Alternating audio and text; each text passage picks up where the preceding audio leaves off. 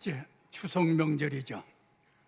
오늘 저는 이 명절에 어떤 말씀을 전할까 생각하다가 거룩한 믿음 위에 자기를 세움으로 믿음으로 승리하시는, 하나님을 승리하시는 믿음으로 승리하시는 여러분이 다 되시기를 소원해서 오늘 본문을 택했습니다. 오늘 제가 읽은 말은 유다서라고 하는 아주 짧은 한 장으로 되어 있는 말씀입니다. 이 유다서는 어떤 내용이냐면 이단을 경계하기 위한 서신이, 이단 경계하는 서신입니다. 이단 경계한다는 거니까 믿음의 굳게서라고 하는 것이 본문의 내용입니다. 그런데 1절에 보니까 유다가 자기를 소개합니다. 나는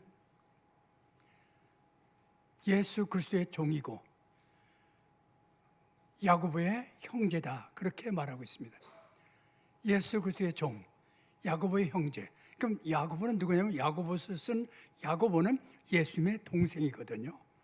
그럼 유다도 결국 누굽니까? 예수님의 동생인데 나는 예수님의 동생이요라고 안 하고 예수 그리스도의 종, 자기를 신앙으로 바라보면서 예수 그리스도의 종, 그런 유다의 형제다. 예수님의 동생 유다가 쓴 것입니다. 그는 AD 70년에서 80년 사이에 순교한 걸로 추정하고 있습니다. 그 내용을 보면 마지막 때 두려워할 만한 그런 일이 일어난대요.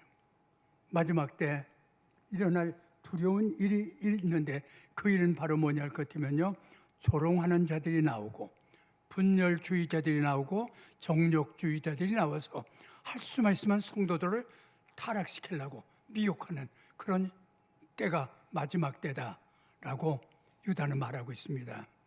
당시에 일어난 이단은 어떤 거냐면 영지주의인데, 영지주의는 대단한 학파입니다.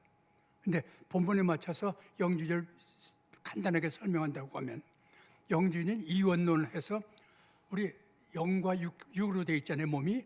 그럼 육체는 악이고 영은 선이다라고 정의를 내립니다. 그 둘로 나눠갖고 육체는 제 아무리 해도 육이에요, 악이에요. 육으로는 구원 못 받아요.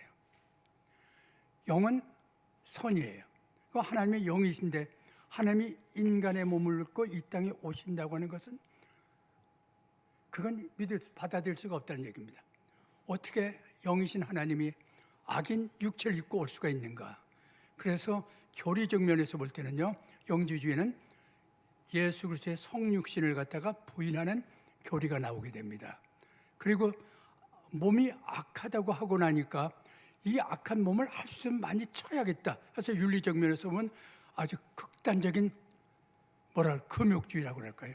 이런 극단적인 금욕주의, 자기의 모든 생활을 갖다가 학대하는 그런 일이 일어나고, 또 한 면에서는 그거 반대로다가 어차피 썩어질 것, 어차피 악한 육체 마음껏 누리며 살다가 육체를 버리자 해서 육체의 쾌락주의, 향락주의, 방종으로 빠지는 그런 극단적인 두 단계가 윤리적 면에서 나타나게 됩니다.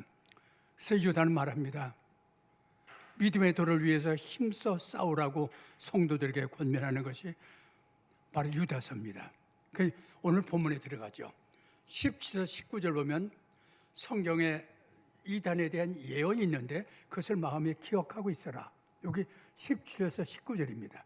그리고 너가 이단에 미혹되지 않도록 거기에선 거룩한 믿음 위에 자신을 건축하라, 자기를 세워라. 이것이 20절에서 21절입니다. 그 다음엔 22절에서 23절 보면 성도들 중에 이단에 미혹돼 빠진 사람이 있는데 이 사람들에 대한 성도의 자세, 어떻게 저들을 대해야 되는가 하는 것이 22절에서 23절입니다. 먼저 17절에서 19절 들어가죠. 이단 출현에 대한 예언입니다. 17절에 이렇게 말하고 있습니다. 사랑하는 자들아, 너희는 우리 주 예수 그리스도의 사도들이 미리 한 말을 기억하라. 미리 한 말이 예언이죠. 사도들의 예언을 기억하라. 예수님도 마지막 때 마가복음 13장에 보면 그렇게 말합니다. 마지막 때에 예수님이 예언하십니다. 22절에 보면 거짓 그리스도와 거짓 선지자가 일어나서 할 수 있으면 이적과 기사를 행하면서 할 수만 있으면 믿는 자, 택한 자를 미혹시키리라. 그 주님의 말씀입니다. 마지막 때 그런 일이 일어난다. 할 수 있으면 어떻게든지. 그래서 여기서 우리가 볼 수 있는 것은 이단이 누구를 목표로 하냐면 믿지 않는 사람을 끌어들여서 미혹시키는 게 아니라 바로 성도들이, 교회가 이단의 타겟이라는 얘기입니다. 그때 우리는 깨어 있어야 됩니다.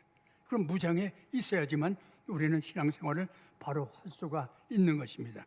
그렇다면 18절에 보면서 그럼 이단은 어떻게 나타나는 모습이 어떤 모습으로 나타나는가 하고 18절 설명하고 있습니다. 마지막 때에 나타나는데 정욕으로 행하고 그리고 조롱하는 자가 나타나게 된다. 마지막 때 자기의 경건하지 않은 정욕대로 행하며 조롱하는 자들이 있으리라 하였다고 18절 말씀하고 있습니다. 이 말씀은 베드로후서 3장 3절에서 4절 말씀을 인용한 것입니다. 베드로후서 3장 3절에서 4절 보면 먼저 이것을 알지니 말세에는 조롱하는 자들이 일어나서 정욕으로 행하고 조롱하여 이르기를 주님이 재림한다는, 강림한다는 말이 어디에 있느냐? 조상 죽은 때부터 우주 만물을 창조한 그것이 그대로 있지 않느냐? 그 말은 뭐냐 할 것 같으면요, 그 조롱해서 말하는 겁니다. 주님이 강림한다고 하는데 그게 어디 있느냐고. 주님이 무슨 강림을 하느냐고. 보라고. 창조할 때부터 지금까지 뭐 변한 게 뭐 있냐고. 세상 그대로 있잖아요. 그냥 말만 그렇게 얘기하지 변한 게 없는데 하고 베드로후서 3장 3절 4절 이것이 이단들이 조롱하는 모습이라는 얘기입니다. 조롱한다는 것은 하나님을 두려워하지 않는 것입니다. 비판하고 비웃는 것은 조롱하는 것, 이것을 말합니다.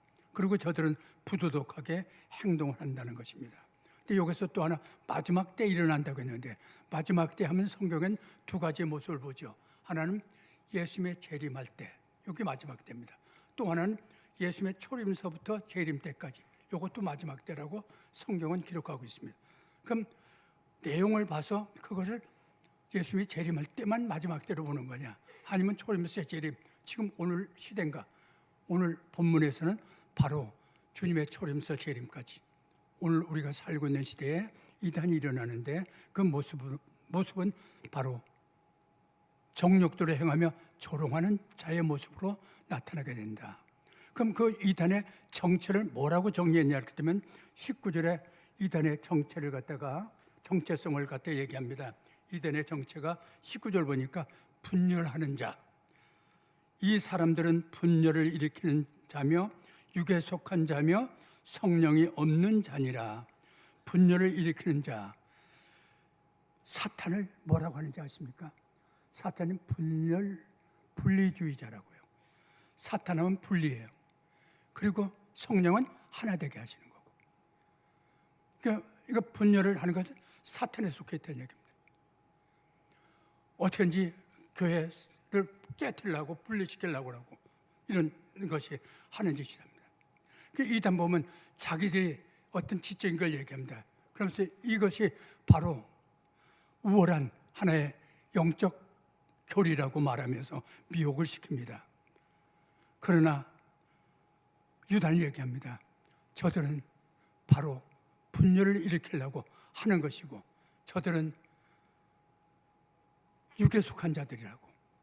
그 사도 바울도 그렇게 말합니다. 불화와 분열은 사탄에 속한 거라고. 그거는 하나님 나라에 해당되는 게 아닌 거라고. 그것이 갈라디아서 5장 20절에서 20절 보면 불화와 당짓는 일을 육적인 일로 간주하고 있으면서 사도 바울이 제가 읽어드릴게요. 갈라디아서 5장 20절에서 21절 우상 숭배와 주술과 원수 맺는 것과 분쟁과 시기와 분냉과 당짓는 것과 분열함과 이단과 투기와 술 취함과 방탕함과 또 그와 같은 것들이라. 전에 너희에게 경계한 것 같이 경계하노니 이런 일을 하는 자들은 하나님 나라를 유업으로 받지 못하리라. 그 이단들은 자기들이 어떤 주장하는 것들이 이게 아주 받아들여야 돼. 이걸 믿지 않으면 이들 지옥 간다고. 그렇게 이단은 우리를 미혹합니다. 그러나 성경은 얘기합니다. 저들은 바로 육의 일을 하는 것이라고. 그래서 저들은 육체에 속한 자들이라고. 그러니까 성령 이단들이 말하는 교리를 절대 받지 마시고요. 그게 하거든 바로 오늘 본문처럼 분리하는 자들, 교회에서 우리를 미혹시켜 타락시켜 떠내려고 하는 거, 이건 사탄이 좋아하는 일입니다. 하나님이 원하는 일이 아닙니다. 그래서 육에 속한 자며, 육에 속한 자는 결국 성령이 없는 자다.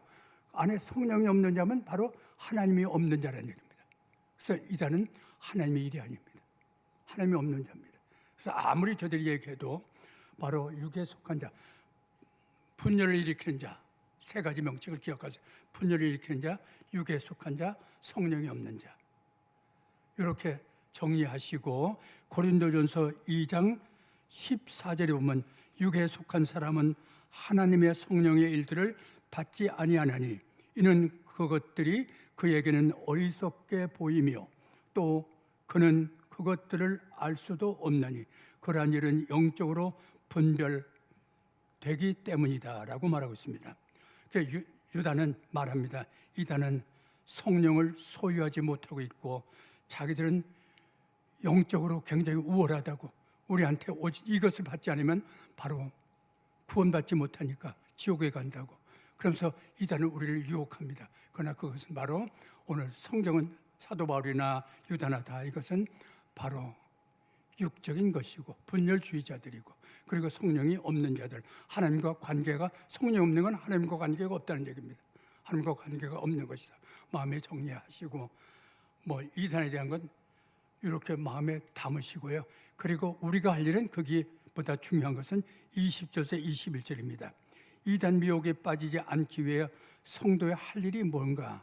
그럼 성도가 어떻게 해야 될까? 20절에 보니까 사랑하는 자들아 너희는 너희의 지극히 거룩한 믿음 위에 자기를 세우라. 우리 성도에게 말합니다. 지극히 거룩한 믿음 위에 자기를 세워나가라고. 그럼 지극히 거룩한 믿음, 그건 뭘까요? 거룩은 하나님이 이렇게 말합니다. 내가 거룩하니 너희도 어떻게 하라고요? 거룩하라고. 거룩은 하나님께 속한 것입니다. 그분이 우리에게 선물을 줬는데 그 선물이 바로 뭐냐면 믿음이라는 것입니다. 에베소 2장 8절 말씀이죠. 너희는 그 은혜에 의하여 믿음으로 말미암아 구원을 받았으니 이것은 너희에게서 난 것이 아니요 하나님의 선물이라. 고린도전서 3장에 보면요, 바로 이 믿음의 기초가 그리스도가 세운 십자가 부활, 그것이 믿음, 바로 십자가 부활이, 예수님이 돌아가신 그 십자가 부활이 바로 복음이고, 이것이 바로 우리의 믿음의 대상입니다. 거룩한 믿음 위에 한 것은 예수 그리스도의 십자가 부활을 믿는 믿음입니다. 그게 성도입니다. 이제 성도들은 우리가 사도행전 4장 12절 말씀 보면요, 이런 말씀이 있습니다. 다른 이로서는 구원을 얻을 수 없나니 천하 인간의 구원 얻을 만한 다른 이름을 우리에게 주신 일이 없느니라. 우리 믿는 사람은 다 예수를 믿는 사람들입니다. 다른 이름으로는 구원이 없다고 했습니다. 그런데 여기서 우리 하나 또 생각할 수 있는 것은 구원이 이렇게들 말하죠. 다른 종교에도 구원이 있다라고 말합니다. 듣기엔 참 좋은 표현이죠. 서로 합리적이고. 그래서 서로 손잡고 종교끼리 연합하는 건 그건 그렇게 나쁘다고 할 수는 없죠. 그러나 구원의 문제만은 그건 아닙니다. 그러면서 말합니다. 기독교 예수 믿어야 구원받는다고 하는 것은 독선적이다. 그러나 저는 독선적이라고 보지 않습니다. 이건 하나님의 말씀이지 독선이 아닙니다. 그렇기 때문에 구원은 우리 이것 종교다원주의라고 해서 이게 요새 성행하고 우리들 현혹시키는, 보기 참 좋습니다. 스님과 또 신부와 같이 손잡고 염조에 이렇게 바꿔 끼고 이러면서 다 구원이 다 있다고 얘기하는 것은 그건 아닌 것 같아요. 그래서 예수님이, 하나님이 인간의 몸을 입고 이 땅에 오셨다고 하는 성육신, 예수님이 우리의 죄를 지시고 십자가에 죽으셨다가 3일 만에 부활하시고 승천하셨다가 이 땅에 다시 재림하신다고 하는 것, 이걸 부인하는 건 이단이다 라고 마음에 정하시고요. 구원자는 아무리 여기저기에서 막 우리 여기 와야 구원이 있다고 하더라도 예수님 말씀대로 바로 하나님이 이 땅에 오셔서 우리의 죄를 대신 지신 바로 성육신하신 하나님이시지 인간이 아니라고 하는 사실을 마음에 담으시기 바랍니다. 예수님 마가복음 13장 6절에 많은 사람이 내 이름으로 와서 이르되 내가 그라하여 많은 사람을 미혹하리라. 정말 웬 그리스도가 그렇게 많이 우리 교회 와야 구원이 있다고 하는 것이 곳곳에 생기지 않습니까? 그럴 때 저건 이단의 운동이다 라고 마음하시고 미혹받지 마시길 바랍니다. 지금 말한 건 전부 하나님의 말씀을 제가 그대로 전해, 이게 정통신앙입니다. 그렇다면 거룩한 믿음 위에 자기를 세우는 것은 믿는 성도, 예수 믿는 사람, 예수 그리스도의 십자가 부활을 믿는 믿음의 성도입니다. 이 크리스찬입니다. 그들에게 이제 예수 믿는 사람이 세워야 할 성이 있죠. 그거는 에베소 2장 20절에 이렇게 말합니다. 너희는 사도들과 선지자들의 터 위에 세우심을 입은 자라, 그렇게 했습니다. 사도들과 선지자의 터, 신약하면 대표하는 것이 사도죠. 그리고 구약하면 누굽니까? 선지자죠. 그러니까 결국 사도들과 선지자의 터하면 신구약 66권 성경을 바로 사도들과 선지자의 터로, 그래서 예수 믿는 사람들이 이제는 성경을 통해서 자기를 세워나가는 것입니다. 자기를 자꾸 건축하는 거예요. 성경을 받으며 말씀 받으며 자기를 세워나가는 것, 이것이 구원을 이루어가는 것이고 이것이 새 사람이 되는 것이고 이게 성화되는 것입니다. 말씀대로 만들어지는 것, 하나님 형상을 닮아가는 것입니다. 그래서 우리가 신앙생활할 때 먼저 예수 믿는 성도들은 꼭 하나님의 말씀을 중시하고, 그래서 우리 주보의 맨 뒤에도 뭐라고 되어 있습니까? 우리 교회의 특징은 말씀대로 믿는 교회라는 표를 붙였습니다. 말씀대로 믿는 교회입니다. 이것이 정통신앙입니다. 이 정통신앙에 있어서 여러분들이 말씀으로 신앙생활 잘 하시길 바랍니다. 이것을 무장하면 할수록 이단은 뿌리 붙이면 들어오지 못합니다. 신앙에 먼저 우리가 할 일은 이단 걱정하는 것이 아니라 정통신앙에 굳게 쓰는 것입니다. 그래서 흔들림이 없도록 지극히 거룩한 믿음 위에 기초해서 성경 말씀으로 신앙의 진보를 쌓아나가는, 그래서 자신의 구원을 잘 이뤄가는 성도들이 되시길 바랍니다. 두 번째 할 일은 20절을 보니까 성령으로 기도하라고 그랬습니다. 기도할 때 성령으로 기도하세요. 그런데 성령으로 기도하는 게 뭐 어떻게 하는 것이 성령으로 기도하는 겁니까? 기도는 성도의 무기입니다. 성도가 기도하지 않으면 무기를 사용하지 않는 겁니다. 그래서 성도는 기도해야 되는데 그 기도는 믿음과 연결되어 있습니다. 믿음이 부유한 사람은 기도도 부유합니다. 근데 유다는 말합니다. 성령으로 기도하라고. 그럼 어떻게 기도합니까? 저는 우리 손자가 고3이에요. 그럼 고3 수시 지원했어요, 이번에. 그러면 저 할아버지로서 기도해야죠. 기도할 때 어떻게 기도하겠어요?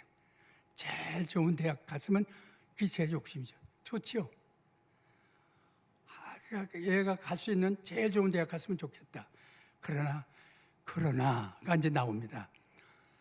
그래도 얘가 가는 길이 하나님의 원하는 길을 가야 되고 하나님께 영광 돌리는 그런 길을 가야 되지 않겠나.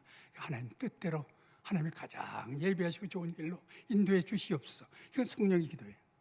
내 욕심, 인간의 욕심은 가장 좋은. 그러나 우리가 여러분들이 기도하실 때는요, 성령이 개입합니다. 개입해서 집 살 때 중개인이 있듯이 중개해요. 그래서 하나님 뜻대로 하도록, 그것이 성령으로 기도하는 것입니다. 이 기도는 성도만이 할 수 있습니다. 뭐 불교도 기도하고 다 기도하지 않습니까, 종교들? 그런데 이건 우리 성도만이 할 수 있는 기도입니다. 왜요? 로마서 8장 9절에 보면요, 만일 너희 속에 하나님의 영이 거하시면 너희가 육신에 있지 아니하고 영에 있느니 누구든지 그리스도의 영이 없으면 그리스도의 사람이 아니니라. 우리 믿는 사람들은 그리스도의 영이 다 있어요. 성령이 다 있다는 얘기입니다. 고린도전서 12장 3절에 보면요, 성령으로 아니하고는 예수를 주라 할 수 없느니라. 성령으로 아니하면 예수를 주라. 예수님을 주님하고 부르십니까? 그 성령이 하게 하신 겁니다. 그렇다고 하면 내 안에 성령이 계신가? 영이시기 때문에 정말 성령이 계신 거야. 교회 가면 성령 얘기를 많이 하는데 하고 묻지 않습니까? 자신에게 누구한테 말하면 좀 창피하니까 말 안 하고 자신에게 묻죠. 내 안에 성령이 계신 거야. 그 말은 이렇게 생각해 보세요. 너 예수를 주님이라고 부르니? 똑같은 얘기입니다. 예수님을 주님하고 부른다고 하면 당신은 성령이 있다는 얘기입니다. 당신은 크리스찬이라는 얘기입니다. 그리스도인이라는 얘기입니다. 우리가 진정한 그런데 왜 성령이 계시니 내가 실족하고 내가 죄를 범하지요? 성령이 계신 사람도 실족하고 죄를 범할 수 있습니까? 하고 묻겠죠. 있을 수 있어요. 왜요? 내가 육신의 소욕이 또 함께하기 때문입니다. 내가 삶을 육신의 소욕이 지배하게 되면요, 그럼 육신은 세상에 속한 거 아니에요? 그럼 세상에 빠져서 실족하게 되고 죄를 범하게 돼요. 그런데 한 가지, 성령이 있는 사람은 속에서 성령이 역사합니다. 그건 아니야. 돌이켜. 성령으로 기도하는 자리로 돌아와. 하고 해서 회개하고 돌이키도록 역사하십니다. 버리지 않아요. 끝까지. 우리의 연약합니다. 우리는 넘어질 수 있고 죄질 수 있습니다. 로마서 8장에 보면 우리의 연약함을 아시는 성령이라고 했습니다. 그래서 말할 수 없는 탄식으로 우리를 도와주신다고 했어요. 성령님이. 그래서 우린 성도들은 정말 이런 하나님의 은혜 가운데 살아가는 것이 성도의 삶인 것입니다. 진정한 기도의 모습을 한번 생각해 보죠.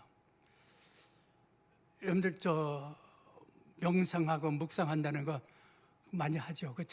그건 나쁘다는 건 전 아닙니다. 보면 절간 끝에도 외국서 와갖고 무릎 꿇고 명상의 시간, 자기 발견의 시간을 갖지 않고 그건 나쁘다고 하는 거 아닙니다. 그러나 기도의 입장에서 보면요, 명상도 좋습니다. 성경 구절 암송하는 것도 좋습니다. 그러나 그보다 더 좋은 것은 성령으로 교통하시고 하나님, 성령을 통해서 하나님과 대화하시는 그 자리까지 가서 하나님을 묵상하며 하나님하고 대화하시는 그 자리에 설 때 우리가 기도가 참으로 진정한 참된 기도가 되겠죠. 그러면 요한복음 4장 23절 24절이 생각납니다. 요한복음 4장 23절 24절 보면 참된 예배, 오늘 우리가 예배 드리고 있잖아요. 이 참된 예배를 드리는 사람은 제가 읽어드릴게요. 아버지께 참된 예배하는 자들은 영과 진리로 예배할 때가 오나니 곧 이때라. 아버지께서는 자기에게 이렇게 예배하는 자들을 찾으시니라. 하나님이 영이시기 때문에 예배하는 자들은 영과 진리로 예배할지니라. 영은 성령님. 말씀 받을 때 성령의 감동이 함께하라는 얘기입니다.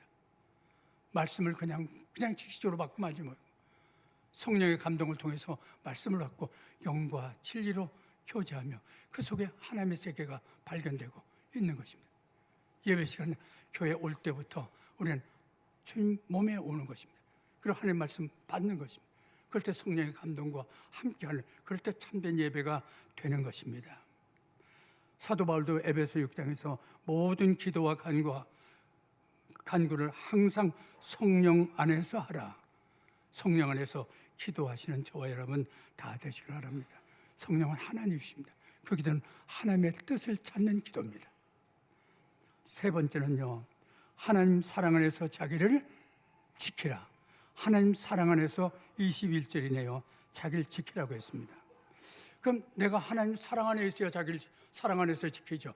내가 하나님 사랑 안에 있는가 하면 하나님의 사랑, 고기가 바다에서 헤엄치고 다니면서 물이 어디 있지 하고 묻죠. 자기 물속에 있으면서도, 바다 속에 있으면서도 자기가 바다 속에 있다는 걸 느끼지 못하고 살기 때문입니다. 우리가 하나님의 은혜, 하나님의 사랑 안에 거하고 있습니다. 내가 택함 받은 것부터도 다, 내가 예수를 믿게 된 것부터도 주님의 나를 위해서 십자가 지신 것, 이건 다 하나님의 사랑입니다. 엄청난 사랑 속에 우리가 들어있습니다. 그걸 묵상하면 할수록 나는 아, 주님이 나를 이렇게 사랑하시는구나, 여기까지 인도하셨구나 하게 됩니다. 그러면 해바라기가 됩니다. 해바라기 아시죠? 태양을 향해서 해바라기 꽃을 피우고 있는 그 해바라기처럼 이제 주님의 사랑을 바라보고 나는 들고 하나님 사랑 안에 내가 서게 됩니다.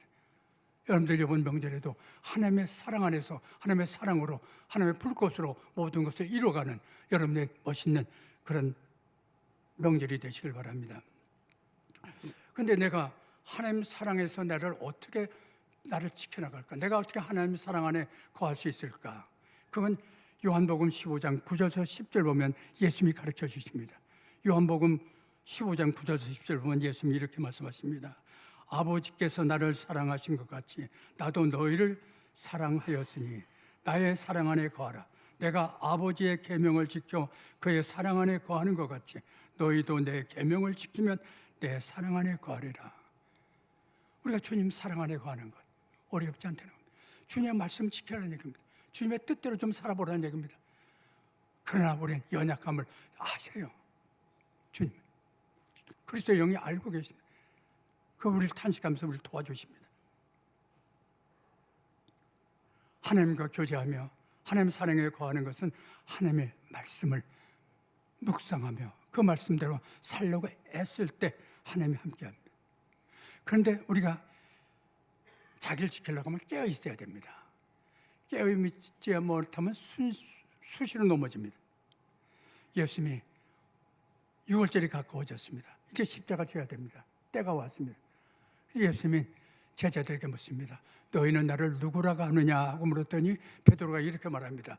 주님은 그리스도시요 살아계신 하나님의 아들이십니다 했더니 마음 너무 기뻐 예수님이. 야, 제자들 이만큼 이 자리까지 왔구나 해서 내가 곧 이제 십자가를 져야 된다 하고 말했어요. 근데 베드로가 했다 바로 넘어집니다. 예수님, 십자가는 그건 흉악한 죄인들이 지는 가장 질 수 없는 그 형벌이 십자가인데 그걸 지다니요. 안 돼요. 십자가는 절대 안 됩니다. 인간으로서 맞아요. 자기 스승님이 자기 주님이 십자가 진다는데 어서 지세요 할 사람이 어디 있습니까? 그건 맞아요. 예수님 말했습니다. 사탄아 내들을 물러가라. 너는 나를 넘어지게 하는 자다. 네가 하나님을 생각하지 않고 인간의 일을 생각했다. 사람은 그렇잖아요. 사람 일을. 그러나 하나님이 예수님이 이 땅에 보신 것은 뭐 하라고 보내신 겁니까? 우리의 죄를 대신하시고 십자가에 죽으라고 보내셨습니다. 그래서 예수님이 네가 하나님의 일을 생각하지 아니하고 도리어 사람의 일을 생각한다고 했습니다. 우리가 이게 넘어지는 건 수시입니다. 순간입니다. 조금만 자기를 지키지 않으면 깨어있지 않으면 그래서 우리가 미혹에 넘어가지 않도록 지키는 일은 깨어있어야 됩니다. 그 사랑 안에서 거하시고 그리고 하나님의 붙들어 주심을 받는 일 하나님이 붙들어 줘야 돼요. 그것이 깨어있는 겁니다. 마지막 21절 보면요. 예수 그리스도의 긍휼을 기다려라. 예수 그리스도의 긍휼을 기다리라. 21절 보니까 영생에 이르도록 우리 주 예수 그리스도의 긍휼을 기다리라 그랬습니다. 영생에 이르도록 예수 그리스도의 긍휼을 기다리면 영생에 이르게 된다는 겁니다. 그런데 영생은 뭐예요? 영원히 사는 게 영생이죠. 뭘 단어대로 하면. 그러면 죄의 삭은 뭡니까? 사망이죠. 그럼 죄 문제가 해결되지 않으면 영생은 있을 수 없죠. 그럼 영생이라는 단어는 결국 뭐라고 말했습니까? 죄로부터 해방된 구원받은 생명이라고 말할 수 있죠. 죄 문제가 해결되어야 돼요. 그 구원받은 생명이 영생이에요.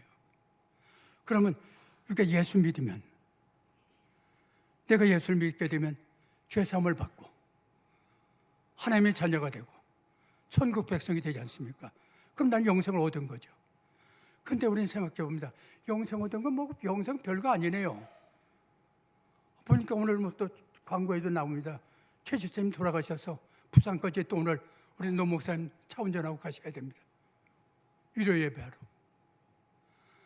뭐 결국 살다가 보면 똑같이 연세가 들면 병들어 돌아가시게 되고 뭐 같은 거. 근데 영생은 뭐 이렇게 대단한 겁니까? 그런데 영생을 사망에 이른 사람은 천국에 못 들어가죠. 근데 이것이 우리가 예수 믿는 게 별거 아닌 것 같은데 예수 그리스도의 긍휼을 기다려 보세요. 주님이 이 땅에 재림하시는 날 이제 우리의 영생의 완성이 이루어집니다. 죽었던 자는 살아나게 되고 산 사람은 주님을 만나서 영원한 하늘나라 천국으로 들어가는 축복이 거기서 이루어지는 것입니다. 그래서 요한복음 5장 24절 25절 보면 내가 진실로 진실로 너에게 이르노니 내 말을 듣고 또 나를 보내신 이를 믿는 자는 영생을 얻었고 심판에 이르지 아니하나니 사망에서 생명으로 옮겼느니라. 진실로 진실로 너에게 이르노니 죽은 자들이 하나님 아들의 음성을 들을 때가 오나니 곧 이때라. 듣는 자는 살아나리라. 저는 이 말씀을 준비하면서 생각해 봤습니다. 내가 구원받은 것 어떻게 해서 창세전에 택했다는데 내가 무슨 창세전에 택할, 하나님이 누구 택할 사람이 없어 나 같은 걸 택했나? 답은 간단해요. 예수님이 내 죄를 지시고 십자가에 죽으셨다는데, 아니 내 그 많은 죄를 주님이 주시고 십자가에 죽으셨다니 이건 너무하잖아. 그럼 우리 하나님이신데 다 아시는데 내 모든 거 다 아시고 계신 분인데 어떻게 나 같은 걸 택하고 나를 구원하고 하나님 자녀 삼으시고 오늘 이 강단에서 이 말씀을 선포하게 하시고, 그럴 때 답은 딱 하나입니다. 긍휼이에요. 긍휼. 하나님이 나를 불쌍히 여기셨다. 정말 나를 불쌍해서 내가 내세울 거 아무것도 없지만 하나님이 나를 들어 쓰신 겁니다. 우리 다 같아요. 그러면 현재도 마찬가지입니다. 제가 기도할 때 제일 좋아하는 단어가 뭔지 아세요? 긍휼입니다. 어떤 어려운 문제에 딱 답이 막힐 때 주여 불쌍히 여겨주시옵소서. 긍휼을 베풀어 주시옵소서. 그런데 하나님은 참 놀라우신 것이 그러고 좀 지나면 기도 응답이 이루어져요. 몰라요. 제가 그 어리석은 체험인지 모르지만 긍휼의 하나님, 주님의 긍휼을 붙드세요. 교만은 절대 싫어하십니다. 긍휼은 불쌍히 여기는 거예요. 난 현재 그렇게 삽니다. 그리고 나도 이제 나이가 들었고 이제 곧 얼마 있으면 병들어 죽을 겁니다. 그때 주님 앞에 설 때 내 모습 늘 기도할 때는 하나님 앞에 바르게 하나님 자녀답게 목사답게 좀 살다가 가겠습니다 하고 말하죠. 하나님께. 그런데 웬걸요? 기도 끝나고 조금만 돌았으면 또 뭐 부닥칠 때마다 제 마음에 여러 가지가 왔다 갔다 합니다. 이게 제 모습이에요. 주님 앞에, 주님 부르신 날 주님 앞에 설 때 내 모습 참 불쌍할 것 같아요. 그때 필요한 것도 뭐예요? 긍휼이에요. 주여 이 모습으로 왔습니다. 불쌍히 여겨주시옵소서. 주님의 십자가가 나를 하늘나라로 인도해 주시리라 믿습니다. 그렇기 때문에 바로 예수 그리스도의 긍휼이야말로 나를 구원해 주시고 나를 오늘의 삶을 살게 하시고 그리고 내 구원을 완성시킬 그분이 바로 우리 예수 그리스도입니다. 그분이 하시는 게 긍휼입니다. 여러분들 긍휼을 붙드시고 승리하시길 바랍니다. 그래서 살다 보면 오늘 우리가 성도들도 그냥 시침이 뚝 떼고 뭐 자기 거룩한 척 하지 마세요. 다 죄짓고 살아요. 넘어지고 살아요. 그러나 우리의 연약함을 아시는 주님이 우리를 불쌍히 여기시기 때문에 넘어지면 뭐 하면 돼요? 간단해요. 일어나면 돼요. 다시. 잠언서 24장 16절 보면 의인은 7번 넘어져도 다시 어떻게 해요? 다시 일어나요. 이게 의인이에요. 의인은 예수 믿는 사람이에요. 넘어지면 또 일어나시고 불쌍해요. 아유 나 하나님 보기에 좀 뜨거우면 하나님 불쌍히 여기주세요 하고 떼쓰세요. 그리고 하나님을 찬양하세요. 긍휼을 찬양하세요. 시편 42편 5절 보면 내 영혼아 내가 어찌하여 낙심하여 어찌하여 내 속에서 불안해하는가. 너는 하나님께 소망을 두라. 그가 나타나 도우심으로 말미암아 내가 여전히 찬송하리로다.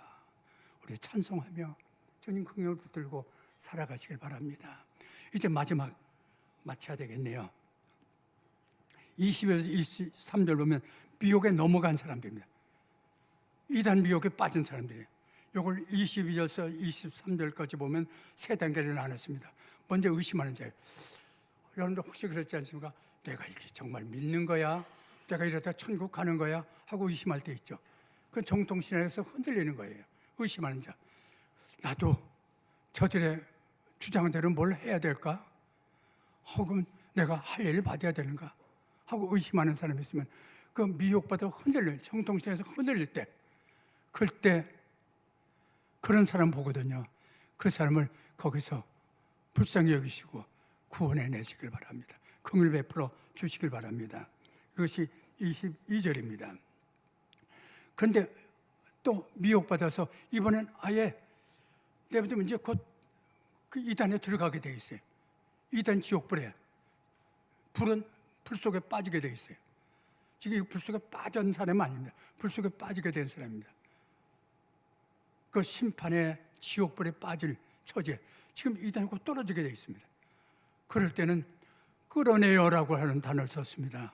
23절에 보면 끌어내요라고 하는데 끌어내는 것은 잡아채다는 얘기입니다.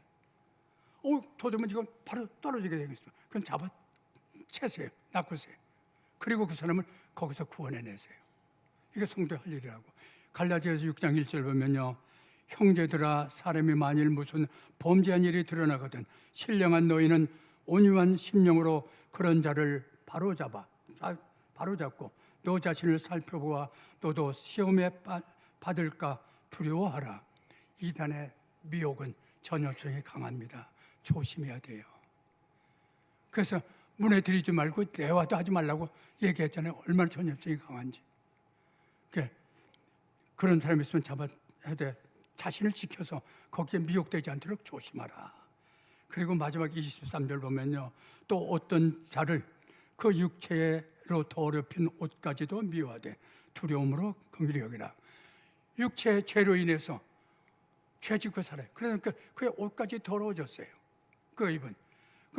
그 옷도 미워하라는 얘기는 그의 지은 죄는 물론이고 그의 입고 있는 옷까지도 미워할 정도로 철저하게 그 죄를 미워하라는 얘기입니다. 그러나 그를 두려움으로 그 사람을 불쌍히 여기라. 긍휼히 여기라 라고 했습니다. 이것은 성경의 원리입니다. 성경의 원리는요. 죄는 미워하되 사람은 어떻게 해요? 사랑하라. 이게 성경의 원리입니다. 죄는 미워하되 사람을 사랑하라. 그래서 조심하게 이 단어 우리가 내가 그렇게 미혹되지 않도록 항상 깨어 있어야 됩니다. 조심하면서 그렇게 하시길 바랍니다. 야고보서 5장 20절 보면 너희가 알 것은 죄인을 미혹된 길에서 돌아서게 하는 자는 그의 영혼을 사망에서 구원할 것이며 허다한 죄를 덮을 것입니다. 이제 성경 구절 한 절 소개하고 마쳐야겠네요. 이번 추석 때 이 말씀 붙드시고 가시길 바랍니다. 하나님을 따라 의와 진리의 거룩함으로 지으심을 받은 새 사람을 입으라. 그냥 육신으로 가지 마시고 믿는 새 사람으로 가셔서 믿음으로 승리하시는 저 여러분 다 되시길 바랍니다. 예화 하나 전해야죠. 한 목사님의 예화입니다. 그런데 목사님이 섬기는 교회에 한 권사님인데 아주 훌륭한 권사입니다. 교회 봉사일 잘하시고 믿음도 좋으시고 아주 참 본이 되는 귀한 권사님이 계십니다. 근데 그의 가족 남편도 안 나오고 자식들도 안 나옵니다. 그렇게 훌륭한 권사님인데 그래서 남편이 집에 있다고 해서 그 신방을 갔습니다. 남편하고 대화했습니다. 그런데 남편은 저 압니다. 제 차가 교회 일꾼인 거 잘 알고 있습니다.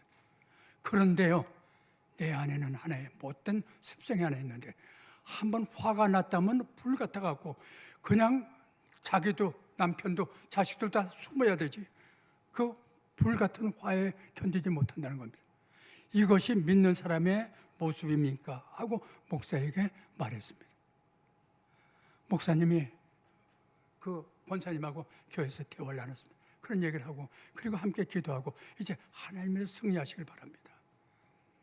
근데 얼마 후에 남편이 낚시하고 돌아오다가 낚싯대로 그만 낚시가 크니까 새 등을 좋은 등을 하나 비싼 걸 사놨는데 현관에 그 참 눈에 띄게 좋은 거 아닙니까? 근데 그걸 탁 쳐갖고만 떨어져 깨버렸습니다. 그 남편이 이제 큰일 났다. 이 불 속에 이제 어떻게 견디나 하고서 불로 서서 애들 벌 받듯이 떨고 있습니다. 아이들도 다 숨고. 그럴 때 부인이 웃으면서 빗자루 들고 들어옵니다. 그 깨진 그 등을 다 실어 담으면서 중얼거립니다. 낚싯대에 눈이 없지요. 뭐 당신이 잘못하가 아니잖아요. 낚싯대에 눈이 없는 거지. 다 그럴 수 있죠. 하고 했습니다. 그 말 듣는 남편이 다음 주일날 남편도 자식도 다 교회 나왔다는 사실입니다. 우리 작은 일이에요. 내 속에 이 작은 것 하나 새 사람을 바꿀 거 없습니까? 있다고 하면 남편에게 요구하지 마시고 부인에게 요구하지 마시고 우리 각각 자기 찾아서 좀 하나만이라도 이번 이 말씀을 듣고 고쳐갖고 좀 더 멋있는 새 사람이 되셔서 교회가 그만큼 복된 가정 되시길 진심으로 소원합니다. 같이 기도드리겠습니다.